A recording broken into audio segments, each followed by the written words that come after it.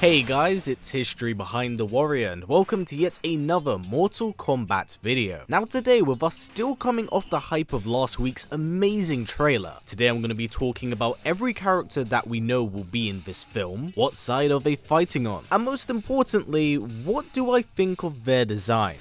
Do I think it's an accurate depiction of the character? As costumes in Mortal Kombat tend to be an extension of a character, so it does say a lot about them, and I do want to talk about that here.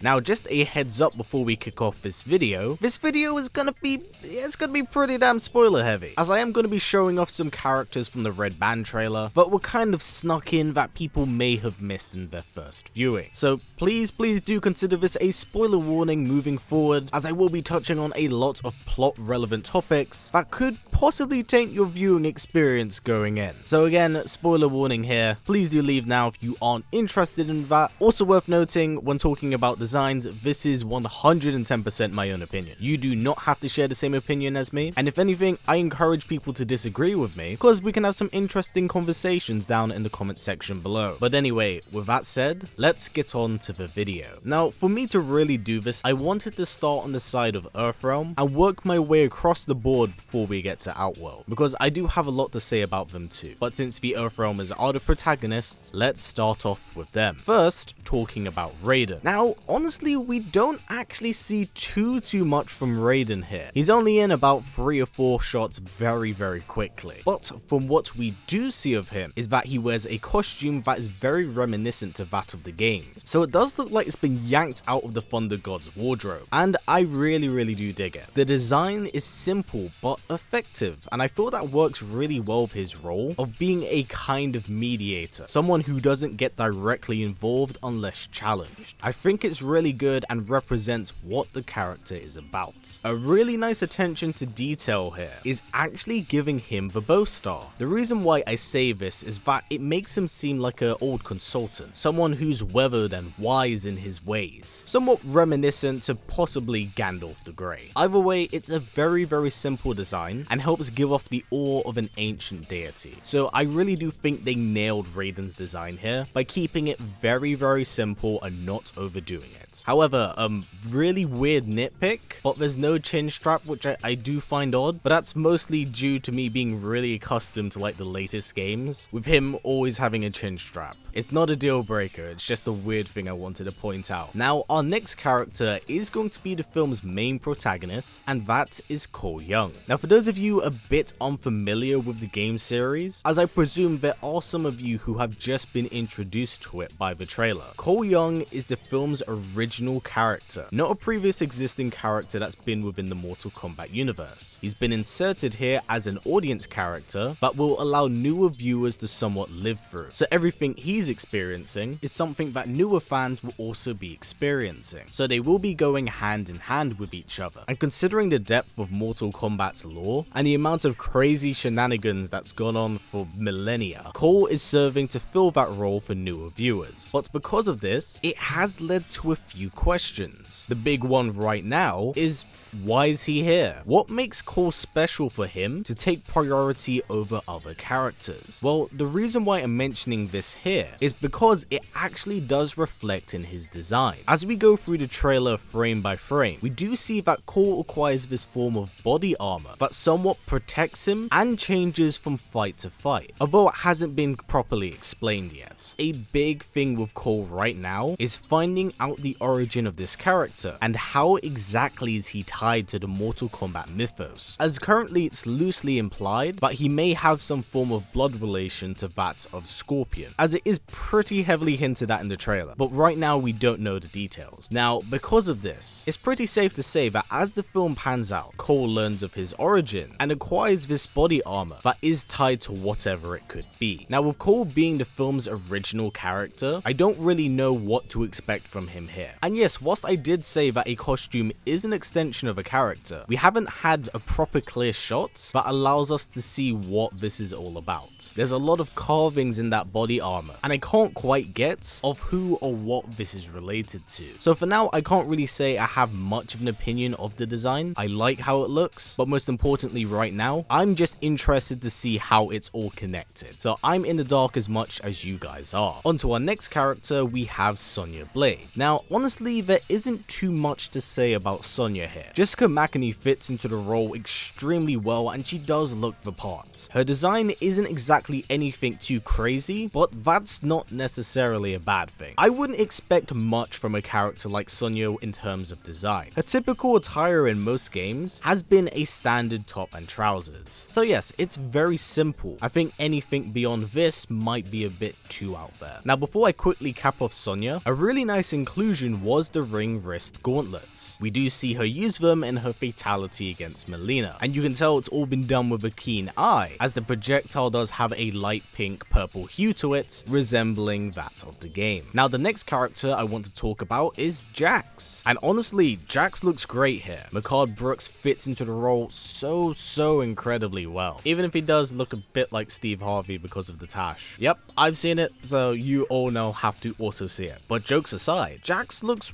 really good here. I'm actually very impressed with what they've done. On top of that, I like the new origin of how Jax got his arms. It helped propel SubZero into that big villain role, and Jax is able to obtain his iconic look with his robo arm. The only criticism that I currently do have with Jax's design is that the CG on the arms in certain instances can look a little bit rough around the edges. It does stand out, but I think in motion they actually look fantastic. But in still frames when I'm freezing these shots, they can look a little bit iffy. Outside of that, I have no problems with Jax. Honestly, I think the casting is fantastic. Mehcad Brooks fits into the role really well, and I cannot wait to see all of this in motion properly. Now, our next character here is Kano, and whilst I may not be the biggest fan of the dirtbag, I'm actually really digging his design here. On top of that, it does seem like Kano is going to be acting as the comic relief, which is quite interesting, but considering that the actor does have a background in comedy, this could actually work out really well. Overall, I actually really like Kano's design, but of course my only real problem here is kind of what's going on with the eye and the faceplate, which actually seems to be a universal form of criticism. But honestly, I don't mind the faceplate being gone. I've always found the eye plate kind of stuck to the face a little bit silly. I much prefer iterations and versions of the eye where it's actually implemented into the skull and not poking out, because it can look a little bit clunky and a little bit weird, and it really isn't subtle, is it? Now, I think they're having it so when he takes battle damage, the skin begins to peel off, revealing the cybernetic enhancement in his face. Like, I'm very split on this design choice, because maybe if the scarring revealed a bit of metal under the skin, think T-800 from Terminator, but otherwise, I don't have a problem. I think the casting's actually very good, and I do like the overall design. I just like to see what exactly is going on with the cybernetic implant. Now, we are on to Liu Kang, and I gotta say, fantastic. I'm really digging the casting of Ludi Lin as Liu Kang, and I can't wait to see him take up the role. But what are my thoughts on his design? Well, honestly, for me, it's actually a mixed bag. I really love the traditional Shaolin design and gi, but it is very bland in comparison to what we've seen Liu Kang have. Yes, it is traditional. It's what you would really expect in the real world. But is it something that visually expresses who Liu Kang is? I think a little more red in the costume would help make Liu feel a little bit more like Liu aesthetically. But as of right now, it's not exactly a deal breaker. It's just, if I'm nitpicking, the colors are somewhat symbolic of what characters represent in MK, I think a little bit of color would help here. I don't know if it would actually work with the color palette of this film, but I think a little bit of color would probably help here. So with Liu done, let's go on to our next Shaolin, Kung Lao. Okay, I'm not gonna lie, I was super on the fence about Max Huang playing Kung Lao, but ever since seeing this dude in the trailer, I'm like super sold on Kung Lao. I really like what they've done with the character here. It looks like he's strolled right out of the game. The costume has definitely taken influence from the games, and it really does blow me away here visually. I think it's fantastic. Max fits into the role like a goddamn slipper. He looks fantastic in the role. He sounds like Kung Lao too, which is amazing. I have no critique here. I'm really enjoying what they've done with Lao here so far. I can't wait to see him in the film. Our next and final fighter, and this one's kind of up in the air, it's Scorpion. Now, whilst I've put him in the Earthrealm category, I could easily chuck this guy into Outworld, considering that he is a Hellspawn. But seeing that in the trailer, we do have SubZero vs Scorpion, I felt like it would only be right with having him be on the opposing side. He may in fact only appear for that one fight sequence and just go away. But for the time being, I am going to keep him here. I think the casting choice for Scorpion is just straight up incredible. I couldn't think of anyone better to portray a weathered and old Hanzo. In terms of costume design, I actually really like what's going on here, and whilst there is definitely its own costume, I can definitely see some influences here from Scorpion's Deception design, at least in terms of color palette and aesthetic, as there's actually quite a bit going on here. Visually, he looks great, but that's not to say it's perfect. The yellow in Scorpion's design isn't quite as distinct as I'd like it. It's mostly obscured by the black garb and the lack of color going on here, but again, I believe that's due to the film's color palette, so I will give it a pass in that respect, but again, a little bit of expressive color would help make the costume pop just a little bit more. Now that we've talked about the Earthrealm defenders, let's go to the other side of the coin and talk about Outworld's fighters. It seems only right that we start off this side with SubZero. Now, not to gush, but yes. Great casting, and honestly for me, SubZero stole that trailer. Whilst we know there is a tournament going on, SubZero, the entire trailer is just kicking ass, crushing arms, and turning blood into what?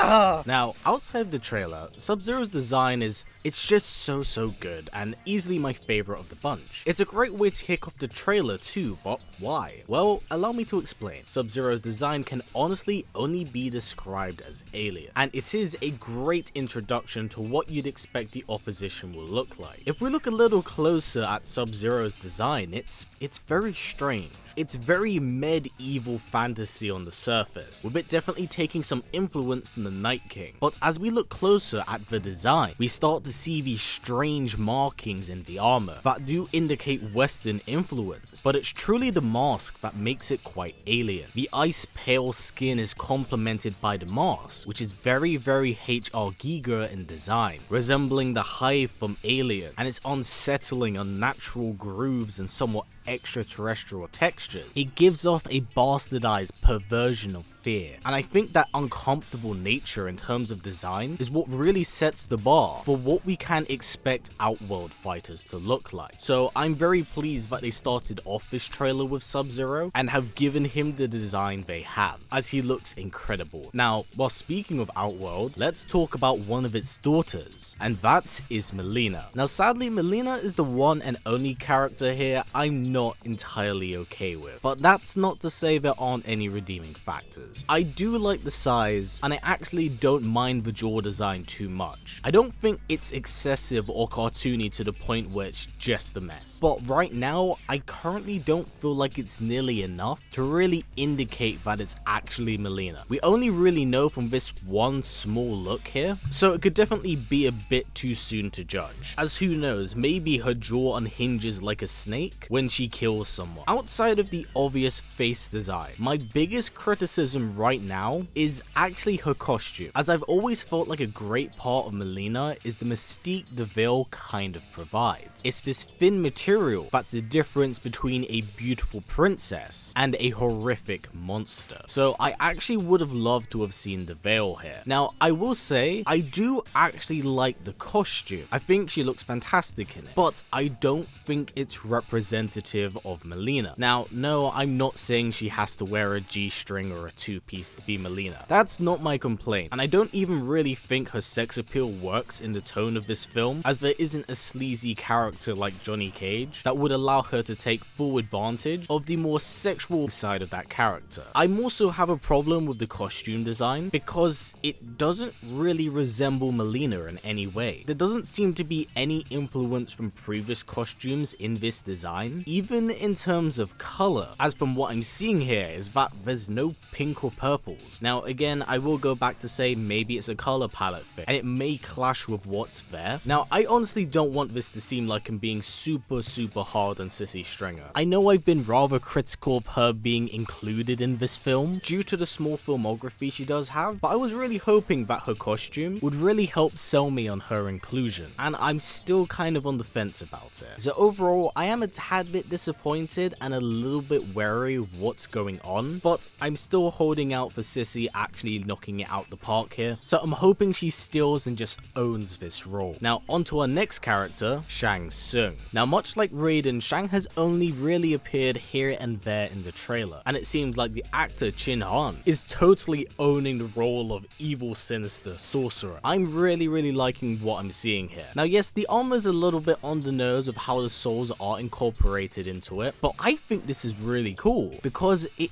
oozes personality. I really like that. I relish in the idea of character designs being a visual extension of who they are. Of course, you can't replace Karitagawa, but I'm very impressed with what's going on here with Chin Han Shang Tsung. I'm very intrigued from the design alone. I want to see how it actually works in film. Like if he were to absorb a soul, is it directly into him, or is it like funneled through his armor? Now our next character here only appears very briefly from shot to shot, and we don't see him too clearly, but this film will indeed have Reiko. We don't actually get to see him properly as he's very quickly cut in between his fight sequence with Jax. So sadly, I don't really have much more to say on Reiko. Here's to hoping that he doesn't get wasted too soon, or this man is definitely getting fatalities. Our next character is Kabal, and much like Reiko, he is kind of obscured by camera angles, but when we freeze here and there, we do get a few nice shots of the speed demon. I actually enjoy the attire, and if we look a little bit closer at it, we can see the nice little bits of attention to detail here, such as the side of his mask, his respirator, and of course his hook blades. Again, big shout out to the crew for doing these small little intricate things, because it does seem like a lot of these characters have been handled with care, even if this poor man's gonna end up being dragon food. Now our next outworlder is Goro, and I gotta say, whilst his inclusion actually is obvious, I was pleasantly surprised with his reveal in the trailer.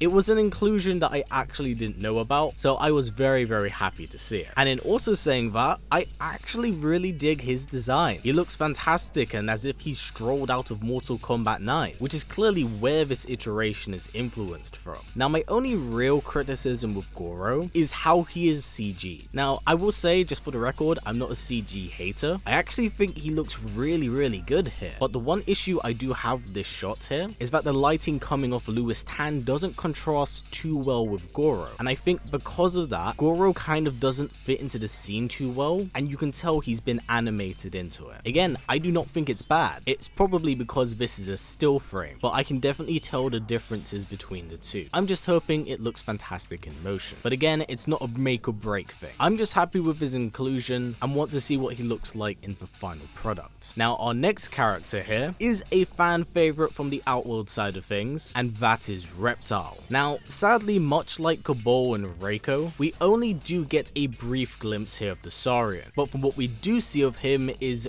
really neat. The first shot of Reptile is him crawling down from the rafters and uncloaking himself. A really cool touch is actually how he uncloaks himself. If we look close enough and slow it down, we can see it's as if his scales kind of unravel to reveal his true form, and I really like this idea. It's a cool explanation as to how the Saurians are capable of achieving such a feat. Now we only get one real proper shot of him, and this is where he's fighting Kano. I actually adore his design. I know not many are a big fan of him being a raptor, as many have been introduced to him being a ninja, but I like both, so I don't mind whatever design he gets here, and I love the raptor design that we do have here. Some Jurassic World shit. I'm about that life, so I'm very pleased to see Reptile here. It looks like he won't be playing as big as a role as I'd like, but you know what, I'm okay with that. Now there are two characters that have been teased at in the trailer, that being Shao Kahn and Kitana. Now I will say say I do like this Easter egg of Shao Kahn. Of course, it's a shrine in the name of the Emperor, but what's a really interesting detail is that this is his Mortal Kombat 11 iteration, not his typical old school design. Either way, I think it looks fantastic here. I also want to point out that an actor was cast for Shao Kahn's role, that being Nathan Jones.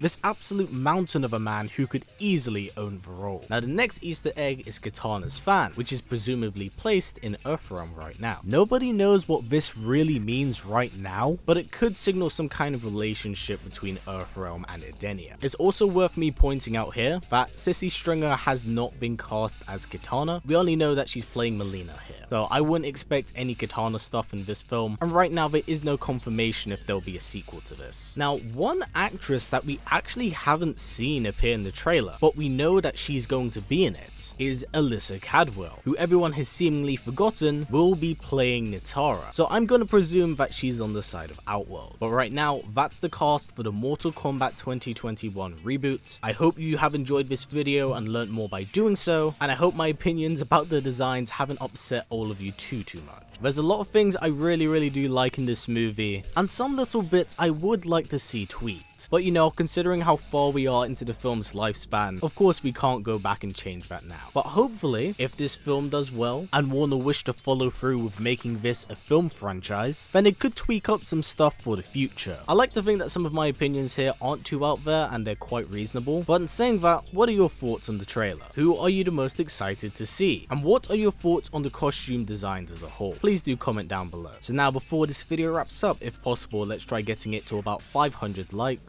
And please do not forget to tick that bell, as it will keep you up to date with all of my content, including the history of Blaze coming out later this week. But for now guys, as always, please comment, like, subscribe, and share this video with everyone you know. Please take care, and I'll see you all next time.